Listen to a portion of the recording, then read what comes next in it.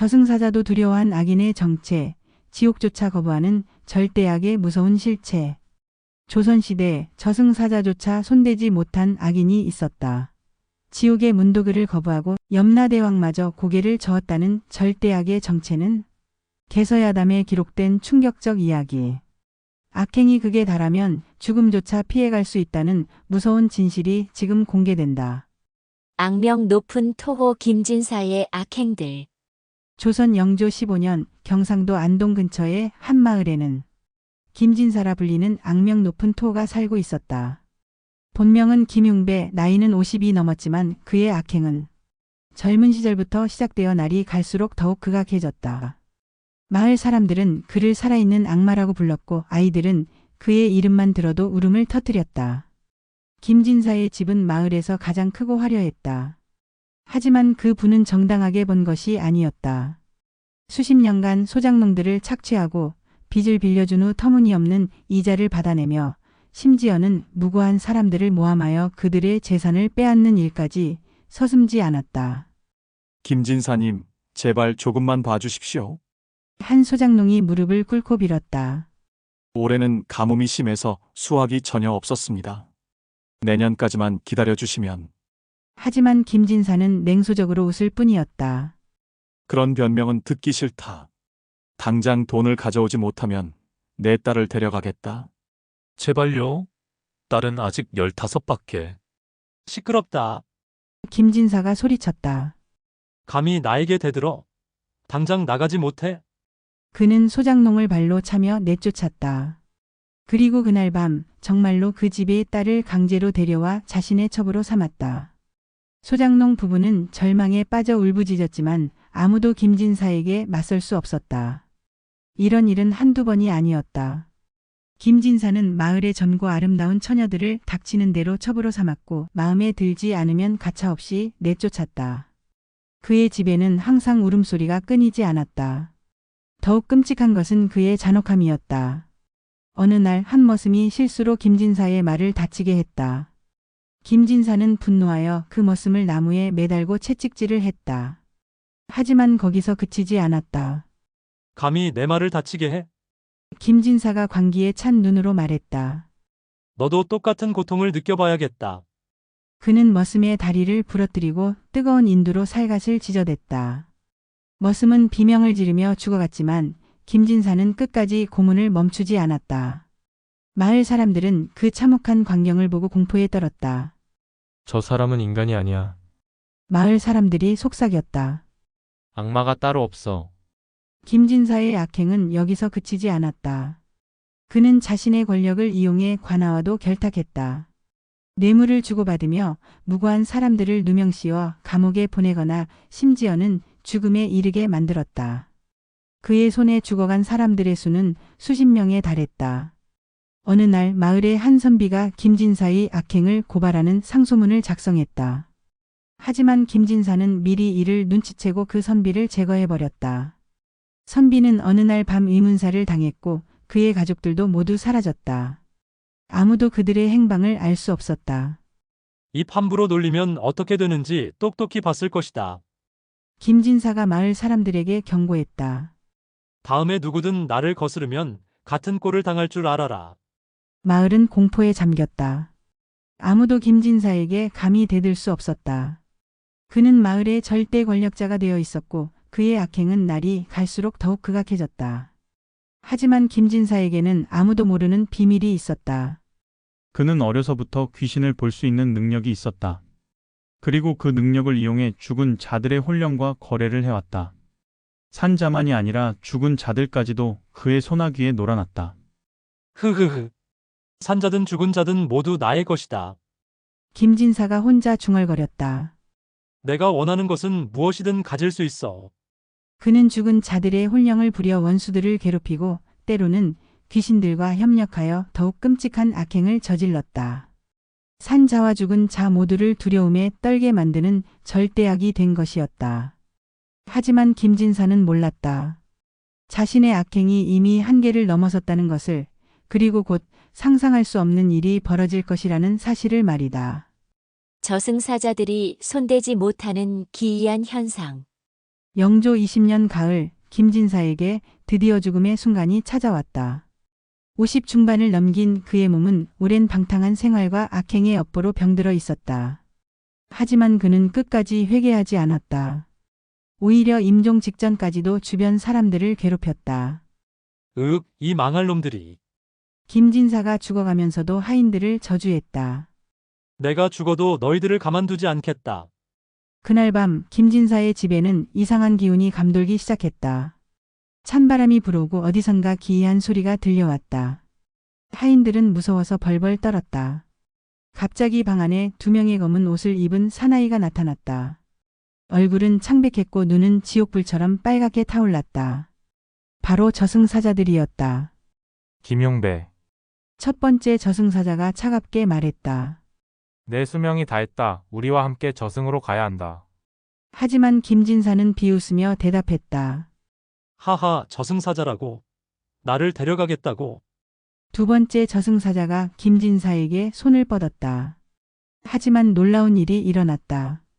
저승사자의 손이 김진사의 몸에 닿는 순간 마치 뜨거운 불에 댄 것처럼 화상을 입었다. 으악. 저승사자가 비명을 지르며 손을 움켜쥐었다. 첫 번째 저승사자도 시도해봤지만 결과는 마찬가지였다.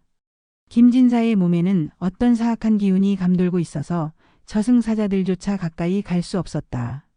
이게 무슨 일이냐? 저승사자들이 당황했다.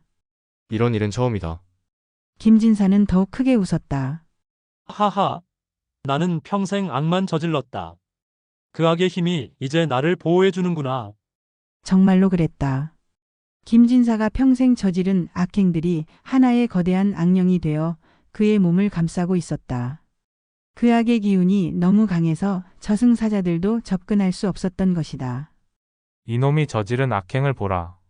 첫 번째 저승사자가 두려움에 떨며 말했다. 수십 명을 죽이고 수백 명을 괴롭히고 심지어는 죽은 자들까지 이용했다. 이런 절대악은 본 적이 없다. 두 번째 저승사자도 고개를 저었다. 우리로서는 어쩔 수 없다. 염라대왕에게 보고해야겠다. 저승사자들은 결국 빈손으로 돌아갔다. 김진사는 승리감에 도취되어 웃어댔다. 하지만 문제는 여기서 시작되었다. 김진사의 몸은 분명히 죽었다. 심장도 멈추고 숨도 쉬지 않았다. 하지만 그의 영혼은 몸을 떠나지 못했다. 저승사자들이 데려가지 못했기 때문이었다. 며칠이 지나도 김진사의 시체는 썩지 않았다. 오히려 그 주변에는 더욱 짙은 악기가 감돌았다. 하인들은 무서워서 모두 도망쳤고 마을 사람들도 감히 그 집에 가까이 가지 못했다. 저 집에서 이상한 소리가 들린다더라. 김진사가 죽었는데도 밤마다 웃음소리가 들린다고 해. 분명히 귀신이 되어서 아직 떠돌고 있는 거야. 실제로 김진사의 집에서는 밤마다 기이한 일들이 벌어졌다. 죽은 김진사의 목소리가 들리고 혼자서 움직이는 그림자가 목격되었다. 심지어는 그의 시체가 저절로 일어나 걸어 다닌다는 증언도 있었다. 한편 저승에서는 큰 혼란이 일고 있었다. 염라대왕이 저승사자들의 보고를 듣고 경악했다. 뭐라고? 저승사자들이 데려오지 못했다고? 네, 대왕님. 저승사자가 떨리는 목소리로 보고했다. 그자의 악기가 너무 강해서 저희도 접근할 수 없었습니다. 그럼 그자는 지금 어디에 있느냐? 아직 이승에 머물러 있습니다. 죽었지만 죽지 않은 상태로. 염라대왕의 얼굴이 어두워졌다. 이런 일은 저승 역사상 처음 있는 일이었다. 악행이 극에 달하면 오히려 죽음조차 피할 수 있다는 것인가? 당장 대책을 마련하라. 염라대왕이 명령했다. 그런 절대악을 이승에 그대로 둘 수는 없다. 하지만 쉽지 않았다. 김진사의 악기는 이미 저승의 힘으로도 감당하기 어려운 수준에 이르렀다. 그는 죽지도 살지도 못하는 상태로 이승과 저승 사이를 떠돌게 되었다. 그리고 이것은 더 큰 재앙의 시작에 불과했다. 지옥도 받아들이지 않는 절대악. 저승에서는 전례 없는 회의가 열렸다. 염라대왕을 비롯해 시왕들과 고위 저승 관리들이 모두 모여 김진사 문제를 논의했다. 수천 년간 저승을 다스려온 염라대왕도 이런 경우는 처음이었다. 도대체 어떻게 된 일이냐? 염라대왕이 무거운 목소리로 물었다. 악인이라고 해서 저승사자들이 데려오지 못할 리는 없는데. 업경대 앞에 선 판관이 떨리는 목소리로 보고했다. 대왕님, 그자의 악행 기록을 살펴보니 상상을 초월합니다. 직접 죽인 자가 37명, 간접적으로 죽음에 이르게 한 자가 89명, 그리고 산 자뿐만 아니라 죽은 자들의 혼령까지 부려먹었습니다. 이는 저승의 질서를 교란하는 중대한 죄악입니다. 염라대왕의 얼굴이 더욱 어두워졌다. 죽은 자의 혼령을 함부로 부리는 것은 저승에서도 금기 중의 금기였다. 그런 짓을 평생 해온 김진사의 악기가 이토록 강해진 것도 무리가 아니었다. 더 심각한 것은 판관이 계속 말했다. 그자가 악행을 저지를 때마다 쾌감을 느꼈다는 점입니다. 단순한 분노나 욕심이 아니라 순수한 악의로 사람들을 괴롭혔습니다. 이때 지옥의 사자 하나가 급히 달려와 보고했다.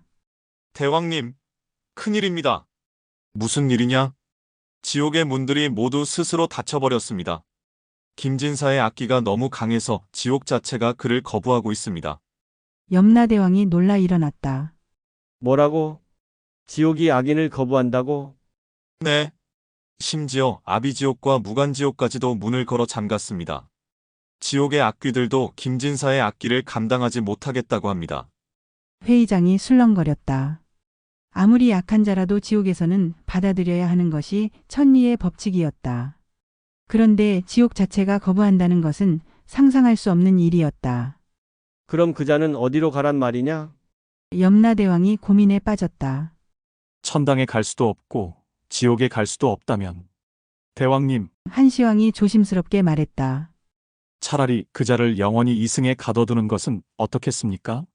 죽지도 살지도 못하게 만드는 것입니다. 그것도 문제다. 염라대왕이 고개를 저었다. 그런 절대악이 이승에 머물면 산 자들에게 더 큰 해를 끼칠 것이다. 정말로 그랬다.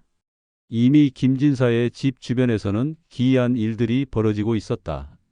그의 악기가 주변으로 퍼져나가면서 동물들이 미쳐 날뛰고 식물들이 시들어갔다. 심지어 우물물까지 검게 변해버렸다. 그자의 악행이 이미 자연의 법칙마저 어기고 있습니다. 또 다른 판관이 보고했다. 이대로 두면 이승과 저승의 경계가 무너질 수도 있습니다. 염라대왕은 깊은 고민에 빠졌다. 수천 년간 저승을 다스리면서 이런 난제를 만난 것은 처음이었다. 죽은 자를 저승으로 데려오는 것은 우주의 근본 질서였는데 그 질서가 흔들리고 있었다. 혹시 부처님께 자문을 구해봐야 하는 것은 아닐까? 한시황이 제안했다. 그것도 생각해봤다. 염라대왕이 답했다. 하지만 이는 우리 저승의 문제다. 부처님을 번거롭게 해드릴 수는 없다. 그때 갑자기 회의장에 차가운 바람이 불어왔다. 그리고 어디선가 소름 끼치는 웃음소리가 들렸다. 하하하. 염라대왕도 나를 어쩌지 못하는구나. 모든 이들이 놀라 주위를 둘러봤지만 아무도 보이지 않았다.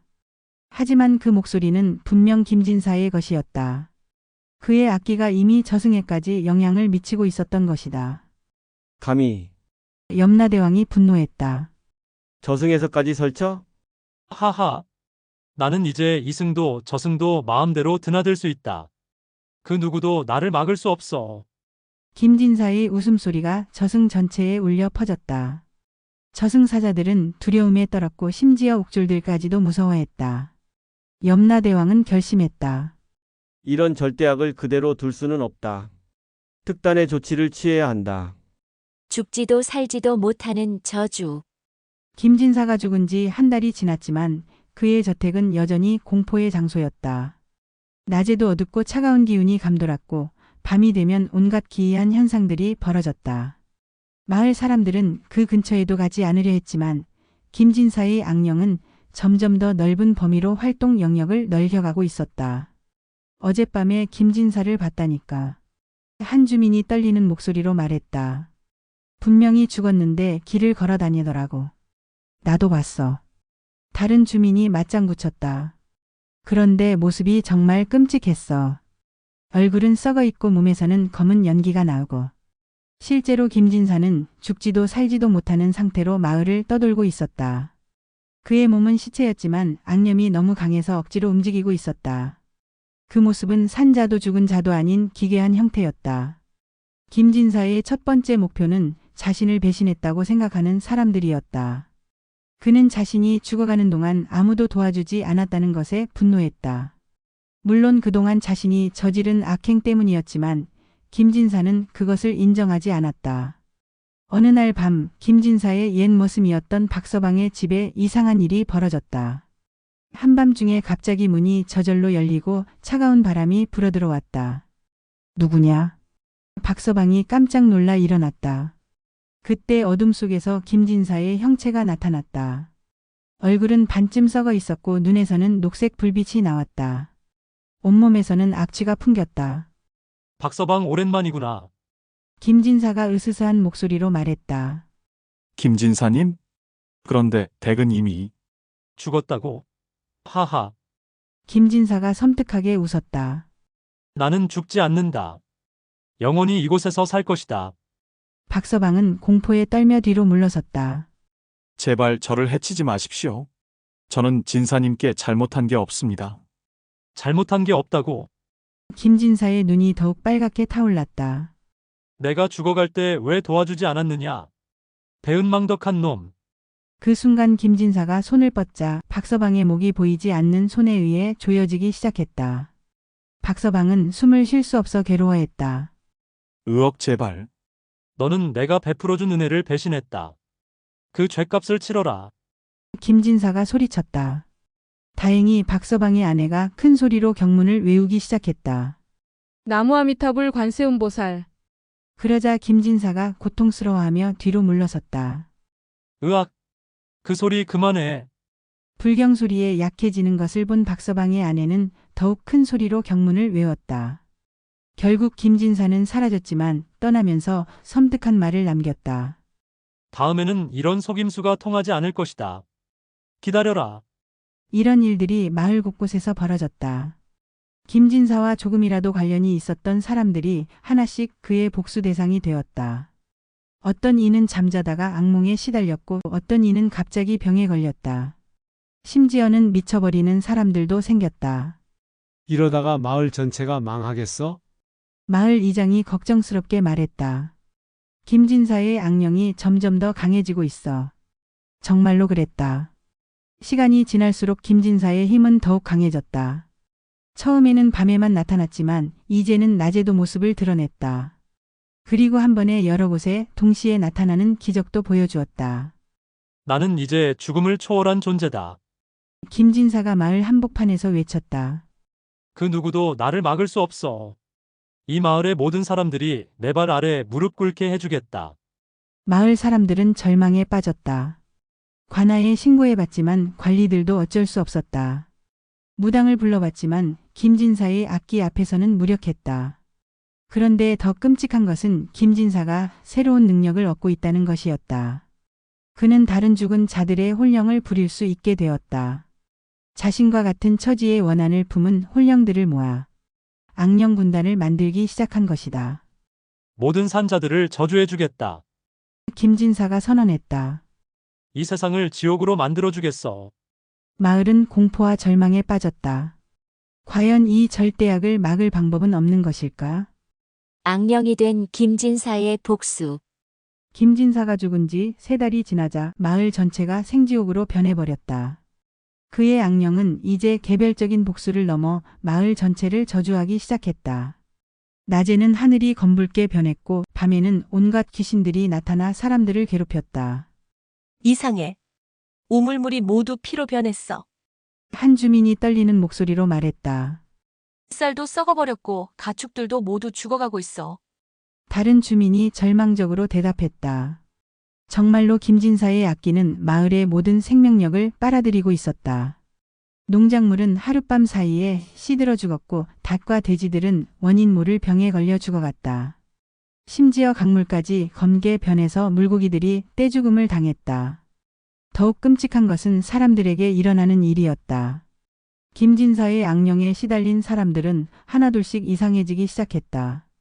어떤 이는 갑자기 미쳐서 가족을 해치려 했고 어떤 이는 원인 모를 병에 걸려 고통스럽게 죽어갔다. 가장 끔찍했던 것은 박서방의 경우였다. 김진사의 첫 번째 복수 대상이었던 그는 매일 밤 악몽에 시달렸다. 꿈속에서 김진사가 나타나 그를 끔찍하게 고문했고 깨어나면 몸에 진짜 상처가 나 있었다. 제발 그만해 주십시오. 박서방이 빈 공간에 대고 빌었다. 제가 무슨 잘못을 했다고. 그때 갑자기 방 안 온도가 급격히 떨어졌다. 입김이 하얗게 나올 정도였다. 그리고 어디선가 김진사의 웃음소리가 들렸다. 하하, 이제 와서 빈다고. 너무 늦었다, 박서방. 김진사의 목소리가 사방에서 들려왔다. 너는 나에게 받은 은혜를 잊고 배신했다. 그 죄값을 영원히 치러라. 순간 박서방의 몸이 보이지 않는 힘에 의해 들어올려졌다. 그리고 벽에 내동댕이 쳐졌다. 뼈가 부러지는 소리가 났지만 김진사는 멈추지 않았다. 내가 베풀어준 모든 것을 기억하느냐? 김진사가 계속 말했다. 내가 내게 일자리를 주고 밥을 먹여주고 집까지 마련해줬는데 나의 마지막 순간에 너는 어디 있었느냐? 정말 죄송합니다. 박서방이 피를 토하며 빌었다. 하지만 김진사의 분노는 가라앉지 않았다. 사과로 될 일이 아니다. 너는 내 앞에서 영원히 고통받아야 한다. 그날 밤 박서방은 결국 숨을 거두었다. 하지만 그의 죽음도 끝이 아니었다. 김진사는 박서방의 혼령까지 붙잡아 자신의 부하로 만들어버렸다. 이제 너도 나와 같은 처지가 되었구나. 김진사가 박서방의 혼령에게 말했다. 앞으로 나를 위해 일해라. 박서방의 혼령은 자신의 의지와 상관없이 김진사의 명령에 따라야 했다. 이렇게 김진사의 악령 군단은 점점 더 커져갔다. 마을 사람들은 하나둘씩 떠나기 시작했다. 하지만 김진사는 그들을 쉽게 놓아주지 않았다. 마을을 벗어나려는 사람들은 길에서 이상한 현상을 만났다. 길이 뒤바뀌어 다시 마을로 돌아오거나 갑자기 짙은 안개가 끼어 앞을 볼 수 없게 되었다. 아무도 이 마을을 떠날 수 없다. 김진사가 선언했다. 모든 사람이 나의 지배 아래 있어야 한다. 결국 마을은 완전히 고립되었다. 바깥으로 나가는 모든 길이 막혔고 외부에서 들어오는 사람도 없었다. 마을은 김진사의 악령 왕국이 되어버린 것이었다. 이제 이 마을의 왕은 나다. 김진사가 마을 한복판에서 외쳤다. 모든 사람이 내게 절하고 복종해야 한다. 남은 마을 사람들은 절망에 빠졌다. 어떤 이는 자살을 시도했지만 김진사가 그것마저 막았다. 죽어서도 자신의 부하로 부려먹기 위해서였다. 죽음도 허락하지 않겠다. 김진사가 냉혹하게 말했다. 너희는 영원히 살면서 나에게 고통받아야 한다. 마을은 정말로 산지옥이 되었다. 사람들은 죽지도 못하고 살지도 못하는 상태로 김진사의 노예가 되어 끝없는 고통을 받아야 했다. 절대악을 봉인하는 유일한 방법. 마을의 참상 소식은 결국 멀리까지 퍼져나갔다. 지나가던 행상들이 마을의 이상한 기운을 느끼고 다른 곳에 알렸던 것이다. 그 소식을 들은 한 고승이 직접 마을을 찾아왔다. 그의 이름은 해능대사. 80세가 넘은 고령이었지만 아직도 정정했고 무엇보다 강력한 법력을 지니고 있었다. 수십 년간 전국을 돌아다니며 악기를 퇴치해온 경험이 있었지만 이번 경우는 전례가 없었다. 이런 강한 악기는 처음 느껴보는구나. 해능대사가 마을 입구에서 중얼거렸다. 살아서는 절대악이었고 죽어서는 절대악령이 되었구나. 마을에 들어서는 순간 김진사의 악령이 그를 감지했다. 갑자기 하늘이 더욱 어두워지고 사방에서 귀신들의 울음소리가 들려왔다. 누구냐? 김진사의 목소리가 하늘에서 울려 퍼졌다. 감히 내 영역에 들어와. 나는 해능이라 하는 중이다. 대사가 차분하게 대답했다. 너의 악행을 멈추러 왔다. 하하. 중이라고. 김진사가 비웃었다. 저승사자도 어쩌지 못하는 나를 내가 어떻게 하겠다는 거냐? 그 순간 수십 개의 악령들이 해능대사를 둘러쌌다. 김진사가 지금까지 죽인 사람들의 혼령들이었다. 모두 김진사의 조종을 받고 있었다. 저 늙은 중부터 죽여버려라. 김진사가 명령했다. 악령들이 일제히 달려들었다. 하지만 해능대사는 조금도 당황하지 않고 염주를 꺼내 경문을 외우기 시작했다. 나무아미타불 관세음보살. 대사의 염주에서 황금빛이 나오기 시작했다. 그 빛에 닿은 악령들은 비명을 지르며 뒤로 물러섰다. 하지만 김진사의 악기가 워낙 강해서 악령들은 완전히 사라지지 않았다. 그 정도로는 안 돼. 김진사가 직접 나타났다. 그의 모습은 더욱 끔찍해져 있었다. 온몸이 썩어 있었지만 검은 기운이 감돌며 엄청난 압박감을 주었다. 해능 대사도 그 악기 앞에서 잠시 숨이 막혔다. 이 정도의 악기라니. 대사가 놀라며 중얼거렸다. 정말 처음 보는 절대악이구나. 김진사가 대사에게 달려들었다. 손에서는 검은 불꽃이 나왔고 그 주변에 공기까지 타들어갔다. 하지만 해능 대사는 침착하게 큰 목탁을 꺼냈다. 목탁 소리에 악귀들이 정화되리라. 대사가 목탁을 치기 시작했다. 똑똑똑. 목탁 소리가 마을 전체에 울려 퍼졌다. 그 소리에 김진사가 고통스러워하며 뒤로 물러섰다. 으악! 그 소리를 멈춰. 하지만 대사는 멈추지 않았다. 오히려 더 큰 소리로 목탁을 치며 경문을 외웠다. 김진사의 악기가 조금씩 약해지는 것이 느껴졌다. 이 늙은이. 제법이군. 김진사가 분노했다. 하지만 나를 완전히 없앨 수는 없을 것이다. 정말로 그랬다. 해능 대사의 법력으로도 김진사를 완전히 소멸시킬 수는 없었다. 그의 악기가 너무 강했기 때문이었다. 하지만 대사에게는 다른 방법이 있었다. 너를 없앨 수는 없다. 대사가 말했다. 하지만 봉인할 수는 있다. 대사는 품에서 특별한 탑돌을 꺼냈다. 그것은 수백 년 된 사리탑의 일부로 강력한 법력이 깃들어 있었다. 이 탑돌 안에 너를 영원히 가둬두겠다. 대사가 선언했다. 김진사가 절망적으로 소리쳤다. 안 돼. 나는 자유롭게 살고 싶다. 하지만 이미 늦었다. 대사의 강력한 법력이 김진사를 탑돌 안으로 빨아들이기 시작했다. 김진사는 필사적으로 저항했지만 소용없었다.